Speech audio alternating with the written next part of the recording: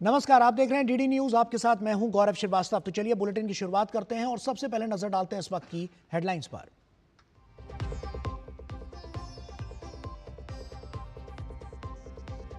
प्रधानमंत्री नरेंद्र मोदी ने सोमनाथ स्वाभिमान पर्व पर तुष्टीकरण की राजनीति को बनाया निशाना। कहा, कट्टरपंथी सोच ने मजहबी उन्माद को केवल साधारण लूट बताने का किया काम। सोमनाथ को बताया संघर्ष, स्वाभिमान और पुनर्निर्माण का जीवंत प्रतिबिंब।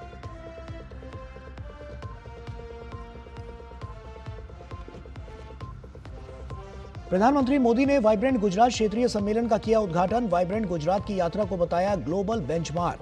अहमदाबाद मेट्रो के दूसरे चरण के शेष हिस्से का भी प्रधानमंत्री ने किया उद्घाटन।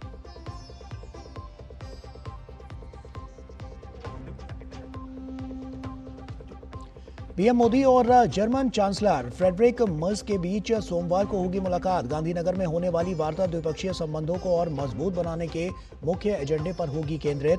प्रधानमंत्री विकसित भारत यंग लीडर्स डायलॉग के समापन सत्र में युवा प्रतिनिधियों से भी करेंगे बातचीत।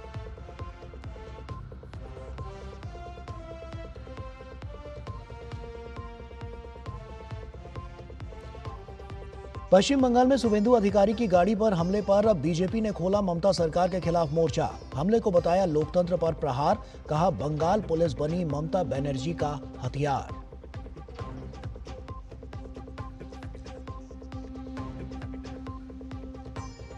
भारत ने वनडे सीरीज के पहले मैच में न्यूजीलैंड को 4 विकेट से दी मात। टीम इंडिया ने 3 मैचों की सीरीज में हासिल की 1-0 की बढ़त। 14 जनवरी को राजकोट में खेला जाएगा दूसरा मैच।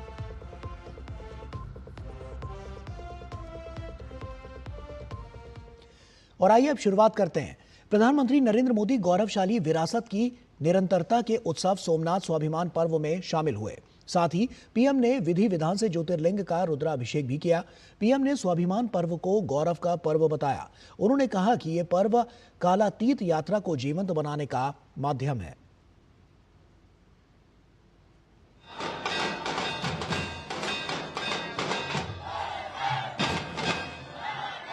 108 अश्वों के साथ मंदिर तक शौर्य यात्रा, मंत्रों और भजनों की अद्भुत प्रस्तुति, सब कुछ मंत्र मुग्ध कर देने वाला है। ये वातावरण अद्भुत है, ये उत्सव अद्भुत है। इस आयोजन में गर्व है, गरिमा है, गौरव है। सोमनाथ स्वाभिमान पर्व ये कालातीत यात्रा को भविष्य के लिए जीवंत बनाने का माध्यम भी है। नमः पार्वती पतये हर हर महादेव।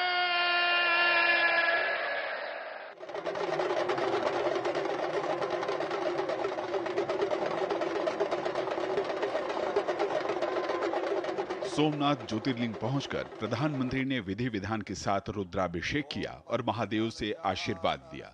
अवसर स्वाभिमान पर्व का रहा। 1000 साल पहले यानी 1026 में महमूद गजनवी ने सोमनाथ पर हमला किया, भारतीय आस्था और विश्वास को कुचलने की कोशिश की। लेकिन आज भारत अपने गौरवशाली विरासत के साथ अडिग, अटूट अमरत्व के साथ चिरंजीवी है। इसी निरंतरता का उत्सव है स्वाभिमान पर्व। प्रधानमंत्री ने कहा कि ये अवसर अपने अस्तित्व को सशक्त करने और विरासत को संरक्षित करने का है। जब गजनी से लेकर औरंगजेब तक तमाम आक्रांता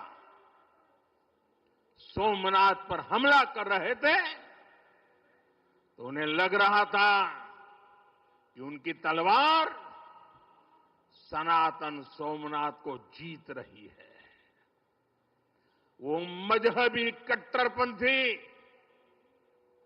ये नहीं समझ पाए कि जिस सोमनाथ को वो नष्ट करना चाहते हैं उनके नाम में ही सोम अर्थात अमृत जुड़ा हुआ है। भारतीय आस्था में घृणा नहीं है, दूसरों को जीतने का ध्येय नहीं है, अहंकार की शक्ति भारतीय संस्कारों में नहीं है।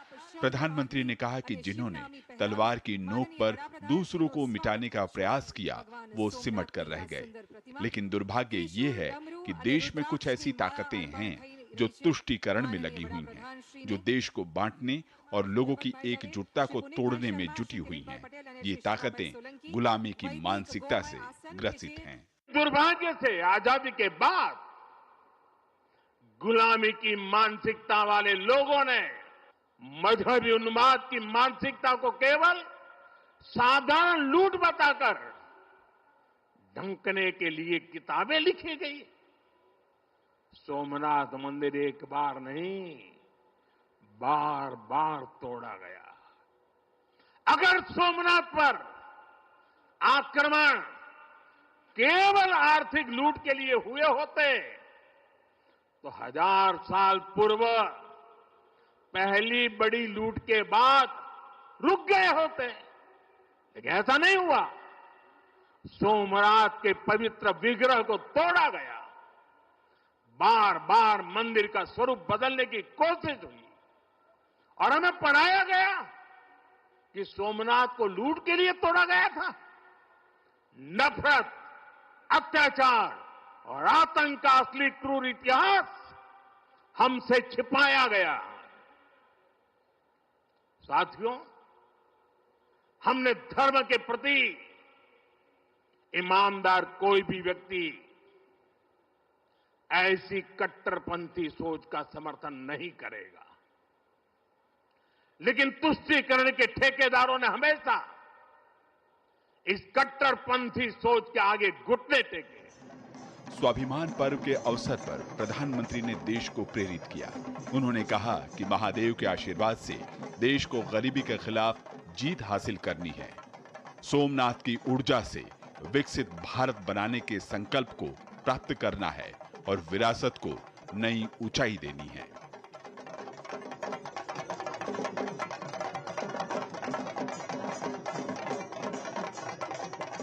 सोमनाथ स्वाभिमान पर्व का संदेश स्पष्ट है।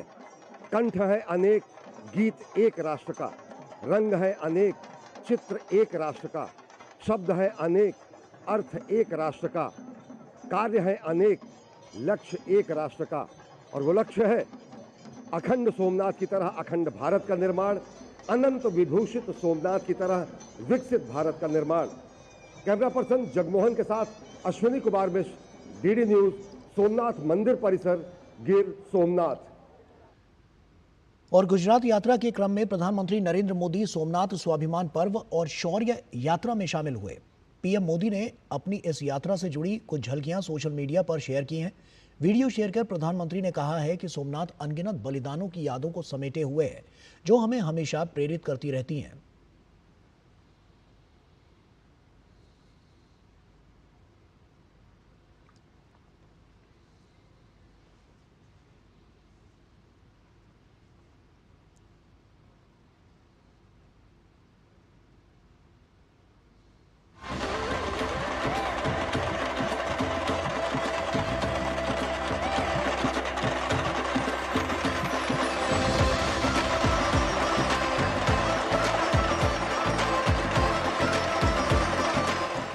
आयोजन में गर्व है, गरिमा है, गौरव है और इसमें गरिमा का ज्ञान भी। इसमें है वैभव की विरासत, इसमें है आध्यात्म की अनुभूति, अनुभव है, आनंद है, आत्मीयता और सबसे बढ़कर देवाधिदेव महादेव का आशीर्वाद है।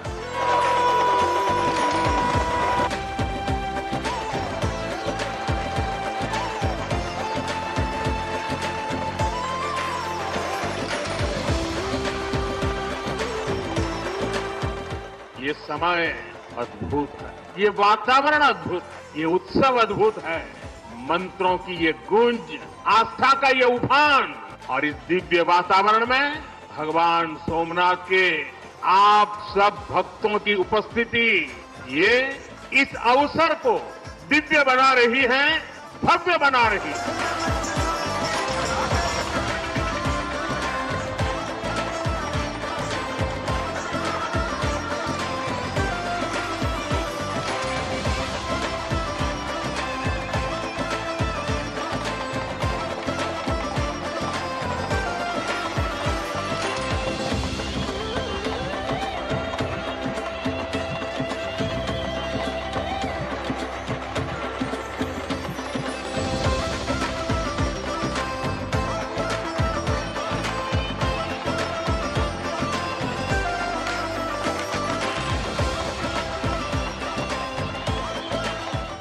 1000 साल पहले तब वो आतताई सोच रहे थे कि हमें जीत लिया, लेकिन आज 1000 साल बाद भी सोमनाथ महादेव के मंदिर पर फहरा रही ध्वजा पूरी सृष्टि का आह्वान कर रही है कि हिंदुस्तान की शक्ति क्या है, उसका सामर्थ्य क्या है।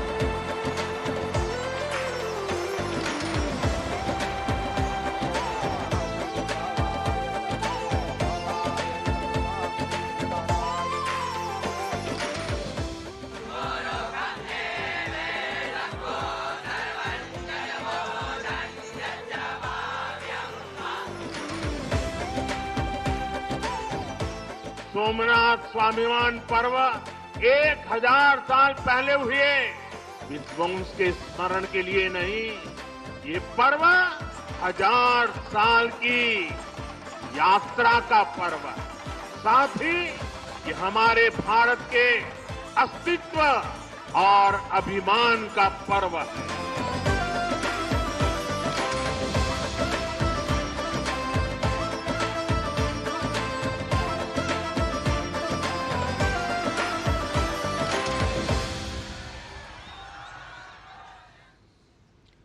और गुजरात दौरे के दूसरे दिन प्रधानमंत्री नरेंद्र मोदी ने अहमदाबाद मेट्रो के दूसरे चरण के शेष हिस्से का उद्घाटन भी किया। सेक्टर 10A से महात्मा मंदिर के बीच मेट्रो सुविधा के शुरू होने से स्थानीय लोगों के आवागमन में सुविधा मिलेगी। कार्यक्रम के दौरान बड़ी संख्या में मौजूद लोगों ने प्रधानमंत्री नरेंद्र मोदी का अभिवादन किया।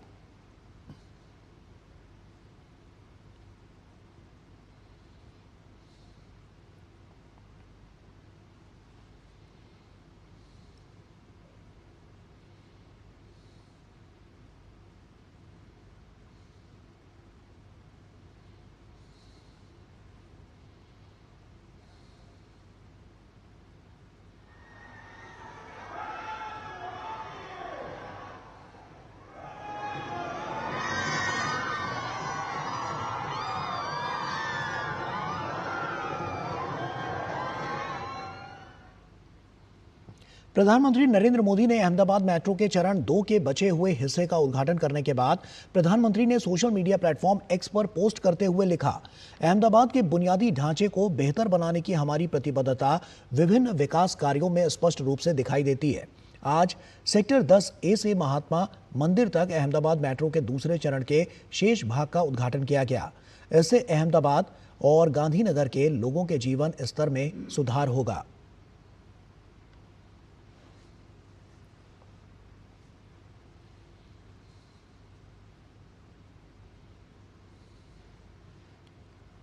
और वहीं इससे पहले प्रधानमंत्री मोदी ने वाइब्रेंट गुजरात क्षेत्रीय सम्मेलन का उद्घाटन किया और पीएम ने निवेश और औद्योगिक विकास कॉन्फ्रेंस के लक्ष्य के साथ वाइब्रेंट गुजरात क्षेत्रीय सम्मेलन को ग्लोबल बेंचमार्क को बताया। पीएम ने कहा कि वाइब्रेंट गुजरात का हर संस्करण के साथ क्षेत्र की पहचान और मजबूत हो रही है। राजकोट में आयोजित वाइब्रेंट गुजरात रीजनल कॉन्फ्रेंस में प्रधानमंत्री नरेंद्र मोदी। कच्छ और सौराष्ट्र क्षेत्रों के लिए हुई इस कॉन्फ्रेंस में उद्योग जगत की दिग्गज हस्तियां और विदेशी प्रतिनिधि शामिल हुए। पीएम ने इस अवसर पर greenfield smart Gujarat industrial development corporation limited estate विकसित किए जाने की पहल की शुरुआत की। साथ ही राजकोट में GIDC के मेडिकल डिवाइस पार्क का भी उद्घाटन किया। पीएम ने अपने संबोधन में कहा कि कभी चुनौतियों से घिरे सौराष्ट्र और कच्छ आज विकास की नई इबारत लिख रहे हैं। यही राजकोट में ही 2.5 लाख से अधिक MSMEs हैं। यहां अलग अलग इंडस्ट्रियल क्लस्टर्स में स्क्रू ड्राइवर से लेकर auto parts, machine tools, luxury car के लाइनर्स, एरोप्लेन, फाइटर प्लेन और रॉकेट तक के पार्ट्स ये हमारे राजकोट में बनते हैं। यानी यह रीजन लो कॉस्ट मैन्युफैक्चरिंग से लेकर high precision, high technology manufacturing तक पूरी वैल्यू चेन को सपोर्ट करता है। इस रीजनल कॉन्फ्रेंस का उद्देश्य पश्चिमी गुजरात में निवेश और औद्योगिक विकास के लिए नई गति प्रदान करना है। इन सम्मेलनों की उपलब्धियों को जनवरी 2027 में वाइब्रेंट गुजरात ग्लोबल समिट में प्रदर्शित किया जाएगा। बीते 11 वर्ष में देश के विकास की चर्चा करते हुए पीएम ने इन्फ्लेशन काबू में होने, भारत में रिकॉर्ड कृषि उत्पादन, दूध और जेनेरिक दवा उत्पादन और वैक्सीन निर्माण में देश के नंबर 1 बनने का जिक्र किया। आज भारत दुनिया का दूसरा सबसे बड़ा मोबाइल मैन्युफैक्चरर है। आज भारत में दुनिया का तीसरा सबसे बड़ा स्टार्टअप इकोसिस्टम है। सोलर पावर जनरेशन के मामले में भी टॉप 3 देशों में से भारत एक है।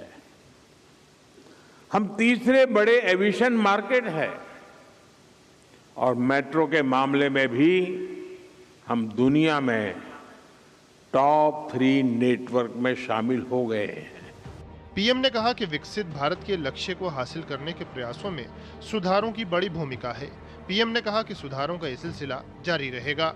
आईएमएफ भारत को ग्लोबल ग्रोथ का इंजन बताता है। एसएनपी 18 इयर्स के बाद भारत की रेटिंग अपग्रेड करती है।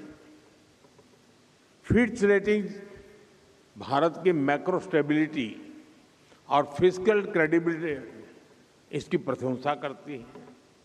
भारत पर दुनिया का ये भरोसा इसलिए है क्योंकि ग्रेट ग्लोबल अनसर्टेनिटी के बीच भारत में हम एक अभूतपूर्व सर्टेनिटी का दौर देख रहे हैं। पीएम ने इस अवसर पर एक व्यापार शो और प्रदर्शनी का भी अवलोकन किया, जिसमें विशेष फोकस पीएम के वोकल फॉर लोकल और स्वदेशी अपनाने के संदेश पर रहा। वाइब्रेंट गुजरात रीजनल समिट के दौरान प्रधानमंत्री ने देश और दुनिया के निवेशकों को बड़ा संदेश दिया। राजकोट की धरती से प्रधानमंत्री ने पूरी दुनिया को यह बताया कि भारत दुनिया की सबसे तेज रफ्तार अर्थव्यवस्था है, तीसरी सबसे बड़ी इकोनॉमी बनने की ओर तेजी से आगे बढ़ रही है और सबसे बड़ा मंत्र यही कि भारत में रिफॉर्म एक्सप्रेस की गाड़ी अब बिल्कुल रुकने वाली नहीं है। कई क्षेत्रों में उन्होंने रिफॉर्म्स का जिक्र करते हुए कहा कि जीएसटी के साथ साथ बीमा क्षेत्र में रिफॉर्म किए गए, न्यूक्लियर एनर्जी को निजी क्षेत्र के लिए खोला और निवेशकों को सीधे तौर पर उन्होंने कहा कि देश में और गुजरात में निवेश करने का यही समय है, सही समय है। कैमरामैन रमाकांत शर्मा के साथ अजय मिश्र, डीडी न्यूज, राजकोट। और प्रधानमंत्री ने वाइब्रेंट गुजरात क्षेत्रीय सम्मेलन में शामिल होने पर खुशी जताई है। प्रधानमंत्री ने सोशल मीडिया प्लेटफॉर्म एक्स पर पोस्ट करते हुए लिखा, राजकोट में कच्छ और सौराष्ट्र के लिए आयोजित वाइब्रेंट गुजरात क्षेत्रीय सम्मेलन में शामिल होकर खुशी हुई। ये मंच इन क्षेत्रों में विकास और निवेश को बढ़ावा देगा और युवाओं के लिए रोजगार के अवसर सृजित करेगा।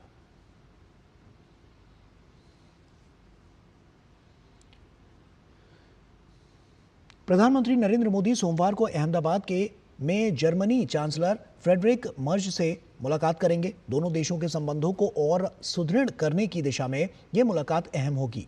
दोनों नेता साबरमती नदी तट पर आयोजित अंतर्राष्ट्रीय पतंग महोत्सव में हिस्सा लेंगे। जर्मन चांसलर की ये पहली आधिकारिक भारत यात्रा है। जर्मन चांसलर फ्रेडरिक मर्ज की पहली आधिकारिक यात्रा भारत जर्मनी के बीच 25 साल के रणनीतिक साझेदारी के अलग अलग पहलुओं में हुई प्रगति की समीक्षा करने का अवसर होगा। प्रधानमंत्री नरेंद्र मोदी और जर्मनी के चांसलर फ्रेडरिक मर्ज के बीच सोमवार को गांधीनगर के महात्मा मंदिर कन्वेंशन सेंटर में होने वाली वार्ता द्विपक्षीय दोनों नेता व्यापार और निवेश, टेक्नोलॉजी, शिक्षा, स्किलिंग और मोबिलिटी में सहयोग को और मजबूत करने पर बातचीत करेंगे। साथ ही रक्षा एवं सुरक्षा, विज्ञान, इनोवेशन एवं रिसर्च, हरित एवं स्थायी विकास और लोगों के बीच संबंधों जैसे महत्वपूर्ण क्षेत्रों में सहयोग को आगे बढ़ाया जाएगा। We will have bilateral talks between the two leaders, our Prime Minister and German Chancellor in Ahmedabad. During these discussions, all aspects of the bilateral relationship will be discussed. प्रधानमंत्री नरेंद्र मोदी और जर्मनी के चांसलर फ्रेडरिक मर्ज सोमवार को साबरमती आश्रम पहुंचेंगे और साबरमती नदी तट पर आयोजित अंतर्राष्ट्रीय पतंग महोत्सव में हिस्सा लेंगे। This year we all Indian and international kiteists are very happy because we are going to see one of the world's most powerful Prime Minister Narendra Modi ji. German chancellor Friedrich Merz की यात्रा उच्चतम राजनीतिक स्तर पर नियमित बातचीत से बनी गति को और आगे बढ़ाएगी। ये भारत और जर्मनी के साझा दृष्टिकोण को मान्यता प्रदान करने का एक मूल्यवान अवसर है। ये दोनों देशों के लोगों और व्यापक वैश्विक समुदाय के लाभ के लिए एक भविष्योन्मुखी साझेदारी के निर्माण का मौका भी होगा। जर्मन चांसलर का अपना पहला एशिया दौरा भारत से शुरू करना साफ संकेत देता है कि जर्मनी अपने भारत के साथ रिश्ते को कितनी अहमियत देता है। जब दोनों लीडर्स औपचारिक वार्ता करेंगे, वो इस रिश्ते को और मजबूती देने के लिए, इसको वाइडन करने के लिए और सेक्टर्स में कोऑपरेशन को मजबूत करने की संभावनाएं तलाशेंगे। मेरी सहयोगी मेघना देव और कैमरामैन योगेश तिवारी के साथ अमृतपाल सिंह, डीडी न्यूज, गांधीनगर। राष्ट्रीय युवा दिवस के अवसर पर प्रधानमंत्री नरेंद्र मोदी सोमवार को विकसित भारत यंग लीडर्स डायलॉग के समापन सत्र में शामिल होंगे। इस मौके पर प्रधानमंत्री देश भर के लगभग 3000 युवाओं के साथ साथ अंतर्राष्ट्रीय प्रवासी समुदाय का प्रतिनिधित्व करने वाले युवा प्रतिनिधियों से बातचीत करेंगे। कार्यक्रम के दौरान प्रधानमंत्री नरेंद्र मोदी विकसित भारत यंग लीडर्स डायलॉग 2026 से संबंधित निबंध संकलन भी जारी करेंगे। भारत के युवाओं और राष्ट्रीय नेतृत्व के बीच बातचीत को आसान बनाने हेतु इस डायलॉग की शुरुआत की गई थी। स्वामी विवेकानंद का मार्गदर्शन आज भी युवाओं को प्रेरित करता है। उन्होंने हमेशा समाज को बदलने के लिए युवाओं की क्षमता की सराहना की। उनके विचार विकसित भारत की संकल्पना को साकार करने में सहायक हो सकें, इसी उद्देश्य से हर साल उनकी जयंती के उपलक्ष्य पर राष्ट्रीय युवा दिवस मनाया जाता है, जिसके अंतर्गत विकसित भारत यंग लीडर्स डायलॉग का भी आयोजन किया जाता है। इस साल का विकसित भारत यंग लीडर्स डायलॉग 9 से 12 जनवरी के दौरान आयोजित किया गया है, जिसके समापन सत्र में प्रधानमंत्री नरेंद्र मोदी हिस्सा लेंगे। आज इस तेजी से बदलते विश्व में स्वामी विवेकानंद जी 2 संदेश हर युवा के जीवन का हिस्सा होने चाहिए। ये 2 संदेश हैं, इंस्टीट्यूशन और इनोवेशन। इंस्टीट्यूशन तब बनता है जब हम अपने विचार को विस्तार देते हैं, टीम स्पिरिट से काम करते हैं। आज हर युवा को चाहिए कि वो अपनी इंडिविजुअल सक्सेस को टीम सक्सेस के रूप में विस्तार दे। यही टीम स्पिरिट टीम इंडिया के रूप में विकसित भारत को आगे ले जाएगा। प्रधानमंत्री देश भर के लगभग 3000 युवाओं के साथ साथ अंतर्राष्ट्रीय प्रवासी समुदाय का प्रतिनिधित्व करने वाले युवा प्रतिनिधियों से बातचीत करेंगे। चुने हुए प्रतिभागी 10 अलग अलग विषयों पर प्रधानमंत्री के सामने अपनी अंतिम प्रस्तुतियां देंगे, जिसमें वे राष्ट्रीय महत्व के मुख्य क्षेत्रों के संबंध में युवाओं के दृष्टिकोणों और कार्यान्वित किए जाने योग्य विचारों को साझा करेंगे। कार्यक्रम के दौरान प्रधानमंत्री विकसित भारत यंग लीडर्स डायलॉग से संबंधित निबंध संकलन जारी करेंगे। इस संकलन में युवा प्रतिभागियों द्वारा भारत की विकास संबंधी प्राथमिकताओं और राष्ट्र निर्माण की दीर्घकालिक लक्ष्यों पर लिखे गए चुने हुए निबंध शामिल होंगे। विकसित भारत यंग लीडर्स डायलॉग में देश भर से 50 लाख से भी अधिक युवाओं ने अलग अलग स्तर पर हिस्सा लिया है। राष्ट्रीय स्तर के चैंपियनशिप में शामिल होने वाले युवा नेताओं को एक कठिन और योग्यता आधारित 3 चरणों वाली चयन प्रक्रिया के जरिए चुना गया है। इस चयन प्रक्रिया में देश भर में आयोजित डिजिटल क्विज, एक निबंध प्रतियोगिता और राज्य स्तरीय विजन संबंधी प्रस्तुतियां शामिल हैं। Bureau report, DD news. और प्रधानमंत्री नरेंद्र मोदी ने विकसित भारत विजन के तहत आयोजित विकसित भारत यंग लीडर्स डायलॉग 2026 में पंजाब से आए 70 युवा छात्र छात्राओं ने केंद्रीय मंत्री हरदीप सिंह पुरी से मुलाकात कर संवाद किया। यह कार्यक्रम 9 से 12 जनवरी 2026 तक आयोजित किया जा रहा है, जिसमें देश भर से 50 लाख से अधिक युवा भाग ले रहे हैं। इसका उद्देश्य युवाओं को राष्ट्रीय नेतृत्व से जोड़ना और विकसित भारत के निर्माण में उनकी भूमिका को मजबूत करना है। डायलॉग में चुने गए युवा 10 अलग अलग विषयों पर देश से जुड़े मुद्दों मुद्दों को लेकर अपने सुझाव रखेंगे जिन्हें जमीनी स्तर पर लागू किया जा सके। कार्यक्रम के समापन सत्र में 12 जनवरी को प्रधानमंत्री नरेंद्र मोदी 3000 से अधिक युवाओं से संवाद करेंगे और विकसित भारत यंग लीडर्स डायलॉग 2026 के लिए निबंध संकलन का विमोचन भी करेंगे। विकसित देश या डेवलप कंट्री बनाना है तो कितने साल रह गए? 21 साल रह गए। Values of sustainability, green transition, you will practice them even better than my previous generation did. So the most important thing is that India is going to be the largest growth provider in energy. और केंद्रीय electronics और सूचना प्रौद्योगिकी मंत्री अश्विनी वैष्णव America की यात्रा पर रविवार को वॉशिंगटन डीसी पहुंचे। वो सोमवार को आयोजित होने वाली क्रिटिकल मिनरल्स मिनिस्ट्रियल मीटिंग में हिस्सा लेंगे। यह बैठक ऐसे समय में हो रही है जब वैश्विक स्तर पर महत्वपूर्ण खनिजों की आपूर्ति श्रृंखला को सुरक्षित और मजबूत बनाने पर जोर दिया जा रहा है। बैठक में इलेक्ट्रिक वाहन, नवीकरणीय ऊर्जा, सेमीकंडक्टर और रक्षा क्षेत्र के लिए आवश्यक क्रिटिकल मिनरल्स की उपलब्धता और आपूर्ति सुरक्षा पर चर्चा होगी। भारत की ओर से विकसित भारत के लक्ष्य को ध्यान में रखते हुए भरोसेमंद और विविध आपूर्ति श्रृंखलाओं की जरूरत पर जोर दिया जाएगा। ये दौरा भारत की दीर्घकालिक औद्योगिक और ऊर्जा रणनीति के लिहाज से अहम माना जा रहा है। भारत सरकार लोगों के व्यक्तिगत डेटा सुरक्षा के लिए लगातार काम कर रही है। मोबाइल सुरक्षा के लिए एक उपयुक्त और मजबूत नियामक ढांचा विकसित करने के लिए सरकार की तरफ से प्रक्रिया जारी है। ये परामर्श सुरक्षा और सुरक्षा मानकों पर उद्योग के साथ मंत्रालय के नियमित और चल रहे जुड़ाव का हिस्सा है। सरकार उद्योग के हितधारकों के साथ मिलकर काम करने और उनकी चिंताओं को रचनात्मक तरीके से दूर करने के लिए प्रतिबद्ध है। साथ ही सूचना तकनीकी मंत्रालय स्मार्टफोन निर्माताओं द्वारा अपनाई गई तकनीकी चुनौतियों और इंटरनेशनल सर्वोत्तम प्रथाओं को बेहतर ढंग से समझने के लिए उद्योग के प्रतिनिधियों के साथ भी जुड़ रहा है। सरकार का कहना है कि उद्योग की किसी भी वैलिड चिंता की देश और उद्योग के सर्वोत्तम हित में जांच की जाएगी।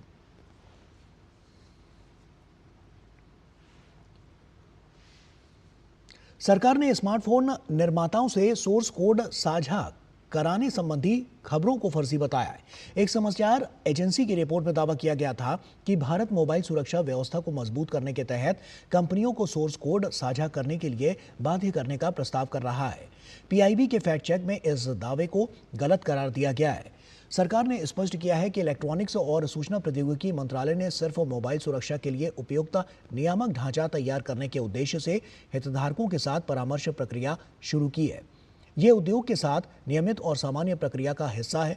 सरकार ने कहा है कि अभी कोई अंतिम नियम तय नहीं किए गए हैं और सभी निर्णय व्यापक विचार विमर्श के बाद ही लिए जाएंगे।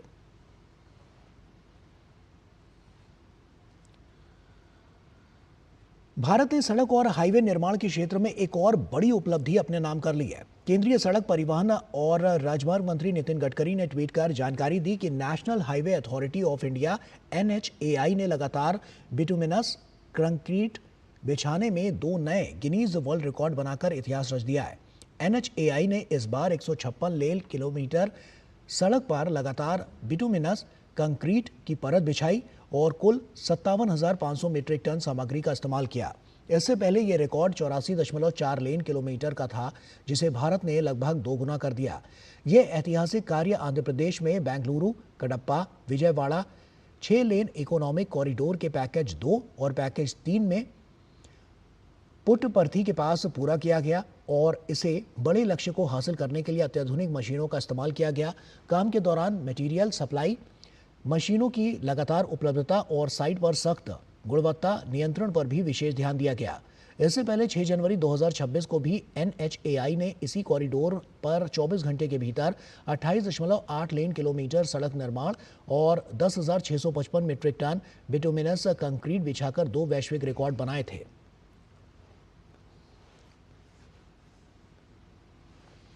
केंद्रीय संचार और पूर्वोत्तर क्षेत्र विकास मंत्री और गुना सांसद ज्योतिरादित्य सिंधिया ने रविवार को शिवपुरी सिटी पोस्ट ऑफिस के आधुनिकीकरण का उद्घाटन किया और इस अवसर पर उन्होंने डाक विभाग की बदलती भूमिका और क्षमता पर जोर देते हुए कहा कि यदि कोई व्यवस्था आज भी पूरी निष्ठा के साथ आम नागरिकों की सेवा में समर्पित है तो वो भारत का डाक विभाग है। ज्योतिरादित्य सिंधिया ने शिवपुरी को 111 करोड़ रुपए के रीजनल पोस्टल ट्रेनिंग सेंटर की सौगात देने की घोषणा की है, जिससे शिवपुरी संचार, प्रशिक्षण और क्षमता निर्माण के क्षेत्र में एक नई पहचान हासिल करेगा। सिंधिया ने बताया कि वर्तमान में देश में डाक विभाग के अंतर्गत 6 पोस्टल ट्रेनिंग सेंटर संचालित हैं, जहां हर साल लगभग 18,000 डाक कर्मियों को प्रशिक्षण दिया जाता है और अब 7वां regional postal training centre Shivpuri में स्थापित किया जाएगा। के अंदर डाक विभाग के अंदर 6 पोस्टल ट्रेनिंग सेंटर, ये प्रशिक्षण के केंद्र में करीब 2000 हमारे डाक विभाग के लोगों को हर साल प्रशिक्षण दिया जाता है। हर एक केंद्र में कुल मिलाकर करीब 15 से 18,000 लोगों को प्रशिक्षण हर वर्ष होता है इन 6 सेंटर्स में। एक दरभंगा में, एक गुवाहाटी में है, एक मैसूर में है, एक मदुरई में है, एक सहारनपुर में है और एक बड़ौदा में। 111 करोड़ रुपए का मैं शिवपुरी में घोषणा कर रहा हूं। बड़ौदा जैसे शहर, मैसूर जैसे शहर, गुवाहाटी जैसा शहर, मदुरई जैसा शहर के साथ अंकित होगा शिवपुरी जैसा मेरा शहर। और पश्चिम बंगाल में मतदाता सूची के एसआईआर को लेकर सियासी घमासान जारी है। नेता प्रतिपक्ष शुभेंदु अधिकारी ने भारत के मुख्य निर्वाचन आयुक्त ज्ञानेश कुमार को पत्र लिखकर मुख्यमंत्री ममता बनर्जी के आरोपों को निराधार बताया है। उन्होंने कहा है कि एसआईआर के माध्यम से मतदाता सूचियों में मौजूद फर्जी प्रविष्टियों, डुप्लीकेट नामों और घुसपैठियों की पहचान की जा रही है, जिससे टीएमसी की चुनावी संभावनाओं पर असर पड़ रहा है और इसीलिए ममता बनर्जी अब भ्रांतियां फैला रही हैं। भाजपा ने पश्चिम बंगाल के मुख्यमंत्री ममता बनर्जी पर तीखा हमला बोला। भाजपा नेता रविशंकर प्रसाद ने ममता बनर्जी सरकार से सवाल पूछा कि प्रदेश में नेता प्रतिपक्ष के कॉन्वॉय पर हमला हुआ और एफआईआर तक दर्ज क्यों नहीं हुई। उन्होंने आरोप लगाया कि प्रदेश की पुलिस ममता बनर्जी सरकार का हथियार बन चुकी है।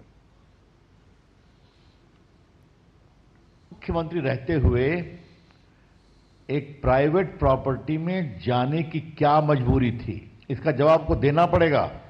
अभी तक आपने कुछ नहीं एक्सप्लेन किया कि न वो आपका पार्टी का दफ्तर है, न वो आपका दफ्तर है, वो एक कंसल्टेंसी फर्म है। और दूसरा, इतनी मजबूरी क्या आ गई कि आप एक हरे रंग के फाइल को छीन करके भागी। पुलिस कमिश्नर भी थे, डीजीपी भी थे।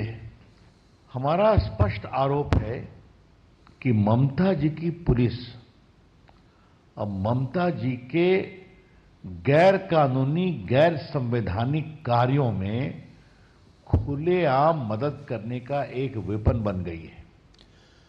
रविशंकर प्रसाद ने ममता सरकार से सवाल किया कि किस मजबूरी में उन्होंने ईडी की फाइल छीन ली। उन्होंने आरोप लगाया कि फाइल छीनकर भागते वक्त ममता बनर्जी के चेहरे पर घबराहट थी। भाजपा नेता ने पूछा कि आईपैक सिर्फ कंसल्टेंसी फर्म है या फिर ममता सरकार में ये मनी लॉन्ड्रिंग फर्म बन गई है। ममता जी बताती हैं कि mister Modi, mister Amit Shah are working unconstitutionally. तो जरा ये बता दीजिए ममता जी, आपने कॉन्स्टिट्यूशन के किस प्रावधान में ये प्राइवेट प्रॉपर्टी पर हमला किया और फाइल लेके आ गई? आप कह रहे हैं कि वो हमारे पॉलिटिकल कंसल्टेंसी फर्म है। कि सिर्फ आपकी कंसल्टेंसी फर्म थी या उससे अधिक थी? मनी पार्किंग फर्म थी, मनी लॉन्ड्रिंग को हार्वेस्ट करने की फर्म थी। अभिनेता से नेता बने टीवी के प्रमुख विजय को करूर भगदड़ मामले में सीबीआई ने समन जारी किया है। वो 12 जनवरी को सुबह दिल्ली पहुंच सकते हैं। 6 जनवरी को जारी समन के अनुसार विजय 11 बजे सीबीआई के सामने बीएनएसएस की धारा 179 के तहत पेश होंगे। सितंबर 2025 में करूर में टीवी के रैली के दौरान हुई भगदड़ में 41 लोगों की मौत हुई थी और 100 से अधिक लोग घायल हुए थे। भाजपा के कार्यकारी अध्यक्ष नितिन नवीन तमिलनाडु के कोयम्बटूर पहुंचे, जहां वो अचनकुलम में वीबी जी राम जी कार्यक्रम में शामिल हुए। इस दौरान उन्होंने स्थानीय ग्रामीणों से बात करते हुए कहा कि प्रधानमंत्री नरेंद्र मोदी के नेतृत्व में केंद्र सरकार ने ग्रामीण रोजगार के क्षेत्र में एक बड़ा और ऐतिहासिक कदम उठाया है। गरीबों को 125 दिन का रोजगार मिले और उनका पैसा बिचौलिए न छीने, इसके लिए वीबी जी राम जी योजना लाई गई है। और इस दौरान बीजेपी राष्ट्रीय अध्यक्ष ने तमिलनाडु सरकार पर निशाना भी साधा।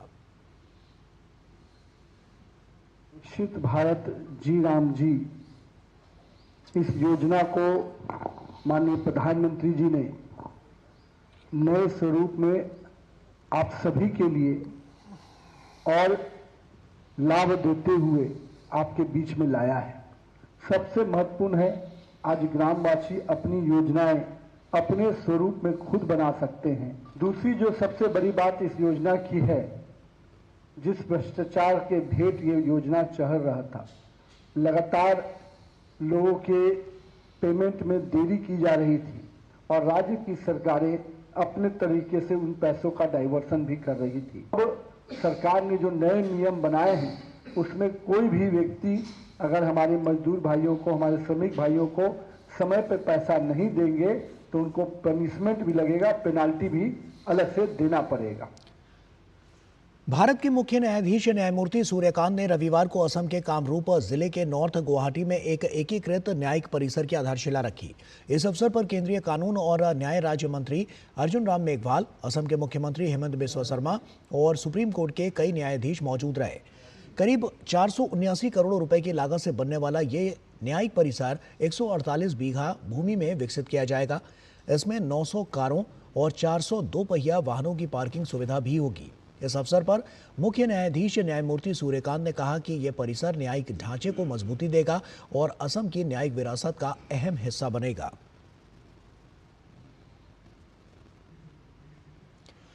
केरल दौरे पर गए केंद्रीय गृह मंत्री Amit Shah new India new Kerala कार्यक्रम में शामिल हुए और इस मौके पर अमित शाह ने न्यू केरल के बारे में विस्तार से अपनी बात रखी। उन्होंने बताया कि विकसित और सुरक्षित केरल बेहद जरूरी है। उन्होंने केरल में नए विचार और नई राजनीति की जरूरत पर जोर दिया। केरल में हर नागरिक की सुरक्षा की भी चिंता होनी चाहिए, वो सुरक्षित केरल बनता है। और हर प्रकार के विश्वास का, चाहे वो कोई भी धर्म, कोई भी संप्रदाय से हो, अपने विश्वास का संरक्षण होना चाहिए, इसकी आस्था का संरक्षण होना चाहिए। ये तीन मिलाकर विकसित केरल मतलब न्यू केरल की रचना होती है। मैं केरल की जनता को अपील करने आया हूं, एक नए विचार का, नए ब्लड का और नए प्रकार के पॉलिटिक्स की केरल को जरूरत है, जो केवल और केवल भारतीय जनता पार्टी और एनडीए ही दे सकता है। नई दिल्ली विश्व पुस्तक मेले में रविवार को काफी पुस्तकों का लोकार्पण हुआ। इसमें केसी त्यागी की पुस्तक संकट की खेती, चैतन्य प्रसाद की पुस्तक व्हेन ब्रांडिंग मेट मूवीज और प्रकाशन विभाग की आधुनिक भारत के निर्माता अटल बिहारी वाजपेयी पुस्तक का भी लोकार्पण किया गया। पेश है हमारे संवाददाता गिरीश निशाना की ये खास रिपोर्ट। केंद्रीय कौशल विकास और उद्यमिता और शिक्षा राज्य मंत्री जयंत चौधरी ने रविवार को पूर्व सांसद केसी त्यागी द्वारा लिखित पुस्तक संकट की खेती का लोकार्पण किया। यह पुस्तक किसान हित संरक्षक स्वामी सहजानंद सरस्वती और भारत रत्न से अलंकृत चौधरी चरण सिंह को समर्पित की गई है। इस मौके पर शिक्षा राज्य मंत्री जयंत चौधरी ने कहा कि दुनिया के सबसे बड़े B2C पुस्तक मेले यानी नई दिल्ली विश्व पुस्तक मेले का आयोजन भारत मंडपम में हो रहा है, जो बहुत ही गर्व की बात है। उन्होंने कहा कि इस बार करीब 20 लाख से ज्यादा लोग पुस्तक मेले में पहुंचेंगे। सभी को, देशवासियों को गर्व होना चाहिए कि दुनिया का सबसे बड़ा B2C बुक फेयर और कहीं नहीं यहीं न्यू दिल्ली बुक फेयर जो 5 दशक से आयोजित हो रहा है, आज हम सब लोग यहाँ सम्मिलित हुए हैं, इसका भी आप सब लोग आनंद लेंगे। लगभग 20 लाख से ज़्यादा लोग इस बार, क्योंकि इस बार दरवाजे ज़्यादा खोले गए, कोशिश ये थी कि ज़्यादा से ज़्यादा लोग आएँ, इस कार्यक्रम के साथ जुड़ें, उसका लाभ ले पाएँ। तो बिल्कुल पहली बार ही है कि फ्री एंट्री है। पुस्तक मेले में शिक्षा मंत्रालय के संचार और आउटरीच प्रमुख चैतन्य प्रसाद, जोया अहमद और वैष्णवी श्रीनिवासन द्वारा लिखित पुस्तक व्हेन ब्रांडिंग मेट मूवीज का भी लोकार्पण किया गया।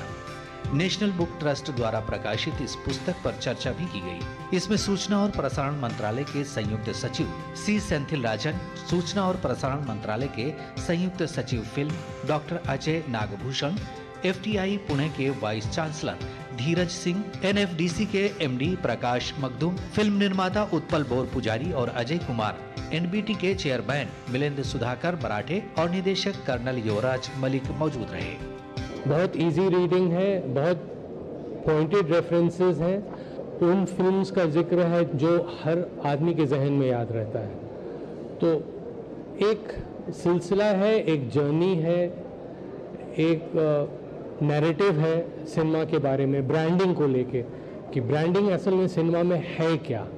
तो हम लोगों ने कोशिश की है विद रियल डिस्क्रिप्शन एग्जांपल्स देखी कि कैसे इसको आगे चलाएं, कि जो पाठक हो उसको लगे कि हाँ मज़ा आ रहा है। मैंने कोई थ्योरी नहीं दी है, मैंने कोई इस पर कोई एनालिसिस नहीं किया है, हमने शब्द के साथ थोड़ा रिदम और टोन लगा करके कहा है कि ज़रा चटपटा रीडिंग हो कि ब्रांडिंग इन सिनेमा क्या होता है।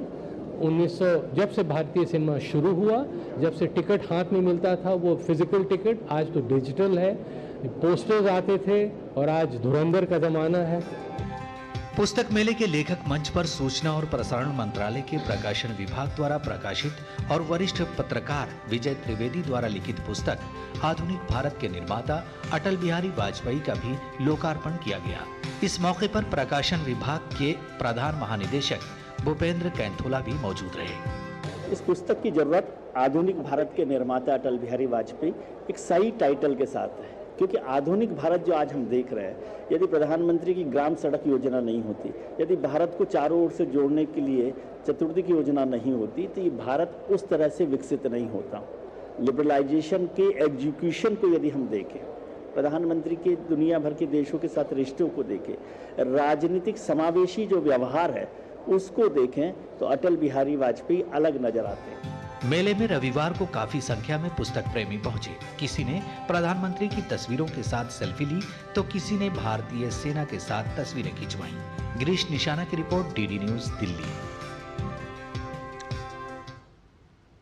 और वहीं भारत मंडपम में चल रहे विश्व पुस्तक मेले में काफी युवा लेखकों को भी देखा जा सकता है और इनकी पुस्तकों के भी मेले में खूब बिक्री हो रही है। मेले में मिल रहे अच्छे रुझान को लेकर क्या कहना है युवा लेखक का विकल्प भटनागर का, इस पर डीडी न्यूज के वरिष्ठ संवाददाता गिरीश निशाना ने उनसे खास बातचीत की। विश्व पुस्तक मेले में काफी संख्या में युवा लेखक भी देखने को मिल रहे हैं, जिनकी पुस्तकें यहां हर किसी को आकर्षित कर रहे हैं। ऐसे ही एक युवा लेखक हैं विकल्प भटनागर। ये किताब है मेरी चिल्लाई कलान, तो अभी 6 महीने पहले लिखी थी, तो अच्छा रिस्पांस आ रहा है और अभी आज दूसरा ही दिन है और लोग बातचीत भी कर रहे हैं, तो उसी को लेके आगे अभी पूरा हफ्ता बचा है, तो कोशिश कर रहे हैं कि आगे अच्छी जाएगी। तो किस तरह का रेस्पॉन्स मिल रहा है आपकी पुस्तक को इस पुस्तक मेले में? अभी अच्छा मिल रहा है और लोग काफ़ी बात भी कर रहे हैं, काफ़ी देख रहे हैं, स्टॉल पे विजिट कर रहे हैं पब्लिशर के, तो अच्छा रिस्पांस आ रहा है। बाकी को आशा करते हैं कि आगे भी होपिंग की अच्छा जाएगा। और अभी 7-8 दिन का जो पीरियड बचा है, आज दूसरा ही दिन है, अभी तक कल पहले दिन में हमने अच्छी आराम से 14 से 15 कॉपियाँ बेच चुके थे और आज संडे को आशा कर रहे हैं कि अच्छे लोग आएंगे और भीड़ आएगी, तो दिल्ली और बाकी शहरों से भी लोग आएंगे और देखेंगे। क्या लिखा है आपने इस पुस्तक के अंदर? Story of love and loss, और कोशिश की है कि जो अभी हाल ही में पिछले साल दुखद पहलगाम इंसिडेंट हुआ था, उसको कहीं ना कहीं जो हम लिटरेचर में बोलते हैं राइजिंग एक्शन, उसको थोड़ा सा इंक्लूड करने की कोशिश की है कि वो आम आदमी पे कैसे प्रभाव किया था उनकी ज़िंदगी पर, और लोगों तक अपनी बात पहुंचाने की कोशिश की है। तो कहीं ना कहीं जो युवा लेखक हैं वो काफ़ी उत्साहित हैं। उत्साहित इसलिए हैं क्योंकि यहाँ पर विश्व पुस्तक मेले के अंदर उनकी पुस्तकों की भी खूब बिक्री हो रही है। कैमरामैन उत्तम सिंह के साथ गिरीश निशाना, डीडी न्यूज, दिल्ली। और वहीं नई दिल्ली विश्व पुस्तक मेले में हर दिन पुस्तकों का लोकार्पण हो रहा है। रविवार को लेखक संजीव राय की पुस्तक इलाहाबाद पैसेंजर्स का भी लोकार्पण किया गया। क्या खास है इस पुस्तक में, इस पर दिल्ली टीचर्स यूनिवर्सिटी के रजिस्ट्रार और पुस्तक के लेखक संजीव राय से डीडी न्यूज के वरिष्ठ संवाददाता गिरीश निशाना ने खास बातचीत की। नई दिल्ली विश्व पुस्तक मेले में इलाहाबाद पैसेंजर पुस्तक का भी लोकार्पण हुआ। इसके लेखक हमारे साथ हैं संजीव राय जी। सर, किस तरह की ये पुस्तक है? ये पुस्तक बुनियादी रूप से विद्यार्थी जीवन से होते हुए जब आप एक प्रोफेशनल और एडल्ट वर्ल्ड में प्रवेश करते हैं, तो किन किन ट्रांजिशन से आपको गुजरना पड़ता है, कौन कौन से पड़ाव आते हैं, कितने जीवन के उतार चढ़ाव आते हैं, कुछ लोग हिम्मत हार जाते हैं, कुछ हिम्मत बनाए रखते हैं, और किस तरह से जीवन के संघर्ष के बीच सफलताओं की मंजिल लोग हासिल करते हैं। इलाहाबाद विश्वविद्यालय की पृष्ठभूमि पे ये आधारित उपन्यास है और इसीलिए उसका नाम इलाहाबाद पैसेंजर रखा गया है। कहाँ से शुरुआत होती है, इसमें कहाँ समापन है? ये इलाहाबाद विश्वविद्यालय के अर्ली 90s 1990 के शुरुआती दशक से शुरू होता है। छात्रों का एक समूह जो पढ़ने आता है, फिर उसमें से कुछ दोस्त बनते हैं, उनकी एक नई पर्सनालिटी निकल के आती है और वो फिर 20-25 साल के बाद, कोविड के बाद फिर एक दूसरे को मिलते हैं और पुराने दिनों को याद करते हैं। कुछ उसमें से दुनिया से विदा हो चुके होते हैं, कुछ सफलता के बहुत ऊंचे मुकाम पे होते हैं, लेकिन सबके भीतर एक कहीं ना कहीं खालीपन का एहसास भी होता है कि हम सफलता की दौड़ में बहुत चीज़ें छोड़ भी देते हैं। पुस्तक मेले के बारे में अगर कहें तो? पुस्तक मेला तो देखिए एक बहुत ही शानदार आयोजन है और एनबीटी ने पिछले 5-6 सालों में जिस तरह से इसको ट्रांसफॉर्म किया है और जितने व्यापक स्केल पे इसको ले गया है, और वो तो काबिल तारीफ़ है। एनबीटी से भी मेरी 2 पुस्तकें प्रकाशित हैं और वो काफ़ी पाठकों को पसंद आ रही हैं। तो मेरी ढेर सारी शुभकामनाएं एनबीटी के पूरी टीम को, युवराज मलिक जी को भी, कि ऐसे ही पुस्तक मेला प्रगति करता रहे। तो आप भी इस विश्व पुस्तक मेले में आ रहे हैं तो यहाँ पर बहुत सी पुस्तकें देखना ना भूलें, क्योंकि यहाँ हर दिन एक नई पुस्तक का लोकार्पण हो रहा है। कैमरामैन उत्तम सिंह के साथ Girish Nishana, DD news, Delhi. Lok Sabha speaker Om Birla रविवार को नई दिल्ली स्थित इंदिरा गांधी राष्ट्रीय कला केंद्र में आयोजित तीसरे अंतर्राष्ट्रीय भारतीय भाषा सम्मेलन 2026 के समापन समारोह में शामिल हुए। लोकसभा अध्यक्ष ओम बिरला ने कहा कि भारतीय भाषाएं हमारी संस्कृति और सभ्यता की आत्मा है। 9 से 11 जनवरी तक चले इस 3 दिवसीय सम्मेलन में ओम बिरला ने कहा कि वैश्विक मंचों पर मातृभाषा में संवाद करना गर्व की बात है। उन्होंने भारतीय भाषाओं को अंतर्राष्ट्रीय स्तर पर और अधिक प्रोत्साहित किए जाने पर भी जोर दिया। लोकसभा अध्यक्ष ने कहा कि यह सम्मेलन भारतीय भाषाओं के संरक्षण, संवर्धन और प्रचार की दिशा में एक सशक्त पहल है, जो सांस्कृतिक आत्मगौरव के साथ विकसित भारत के संकल्प को भी मजबूती देता है। प्रधानमंत्री नरेंद्र मोदी ने सत्ता में आने के बाद लंबित परियोजनाओं के काम में तेजी लाने और उन्हें जल्द से जल्द पूरा करने के लिए प्रगति नाम से एक पहल की शुरुआत की।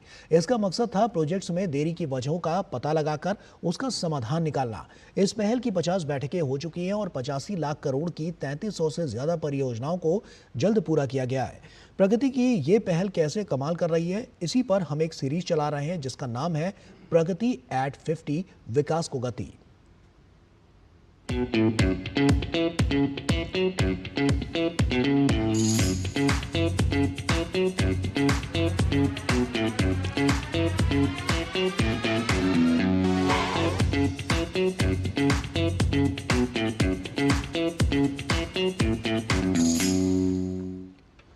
प्रधानमंत्री नरेंद्र मोदी के नेतृत्व में प्रगति प्लेटफॉर्म ने पुणे मेट्रो जैसे जटिल शहरी प्रोजेक्ट को नई रफ्तार दी।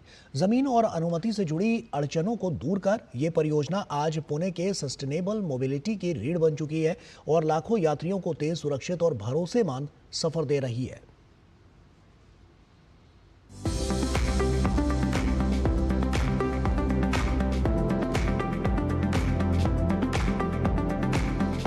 Pune metro rail project phase 1 Pune, Pimpri, Chinchwad metropolitan इलाके के लिए सस्टेनेबल शहरी मोबिलिटी में एक बड़ा बदलाव लाता है।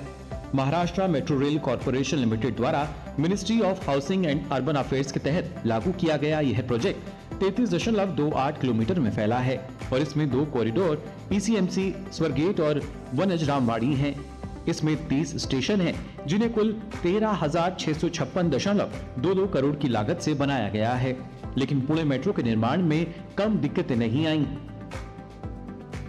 प्रोजेक्ट में 2 ऐसी बड़ी दिक्कतें सामने आईं जिन्हें नियमित प्रशासनिक प्रक्रिया से ठीक नहीं किया जा सका। प्रोजेक्ट का एक हिस्सा रक्षा मंत्रालय की जमीन से होकर गुजरता था, जहां काम करने की परमिशन देने और जमीन देने में देरी से काम पर असर पड़ा। इसके साथ ही कुछ जगहों पर एनओसी जारी न होने से कई हिस्से पर काम रुक गया। इन रुकावटों का सीधा असर स्टेशन के काम और सिस्टम इंस्टॉलेशन पर पड़ा और इससे पूरे काम की रफ्तार धीमी होने का खतरा था। लेकिन प्रोजेक्ट में बदलाव आया। 26 सितंबर 2018 को प्रधानमंत्री की अध्यक्षता में हुई प्रगति मीटिंग से। उस समय प्रोजेक्ट की फिजिकल प्रोग्रेस लगभग 24% थी। प्रगति के दाखिल होने के बाद काम करने की रफ्तार काफी मजबूत हुई। हमें कठिनाइयां तब आने लगी जब हम ये देखें कि हमारे बहुत सारे अलाइनमेंट ऐसे जगहों से जा रहे हैं जहां पे जमीन हासिल करना बहुत ही कठिन था। तो हमने ये सोचा कि कुछ ऐसे बड़े बड़े मुद्दे आ रहे हैं, तो इसको प्रगति के माध्यम से जब इसकी समीक्षा जब होगी तो निश्चित रूप से इसका हल निकलेगा, और बिल्कुल वैसा ही हुआ।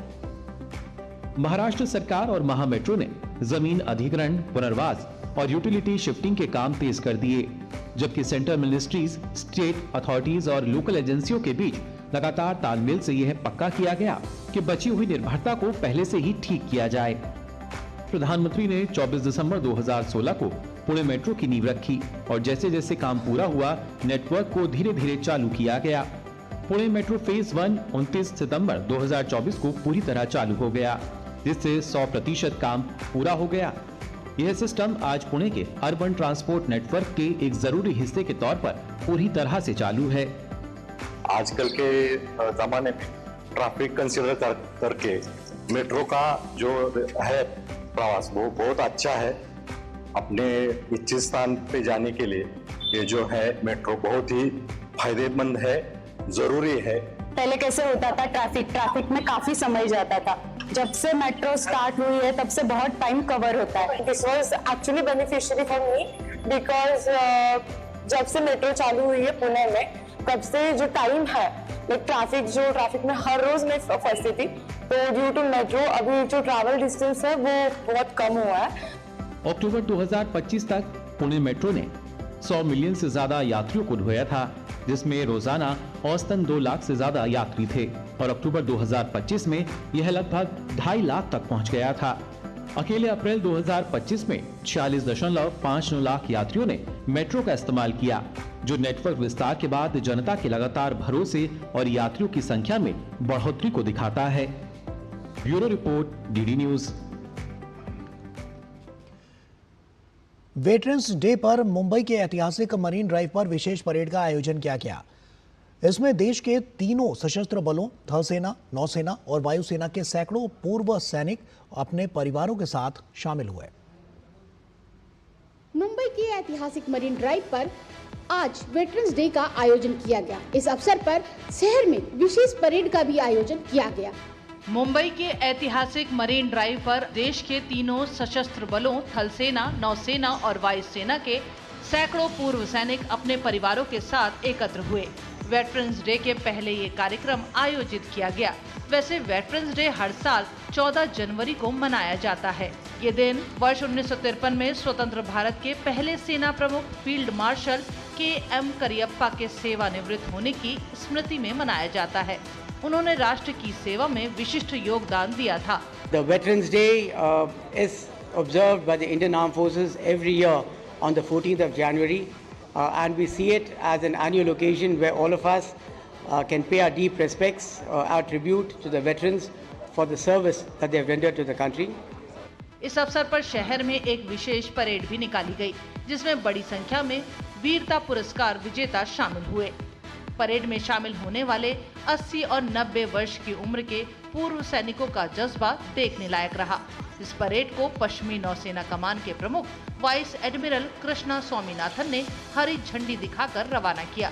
We believe very strongly that people who wear the uniform and dedicate their lives to protecting the safety and security of this country, very many times at the cost of making the supreme sacrifice, such people need to be remembered at least once, publicly and officially by a grateful nation.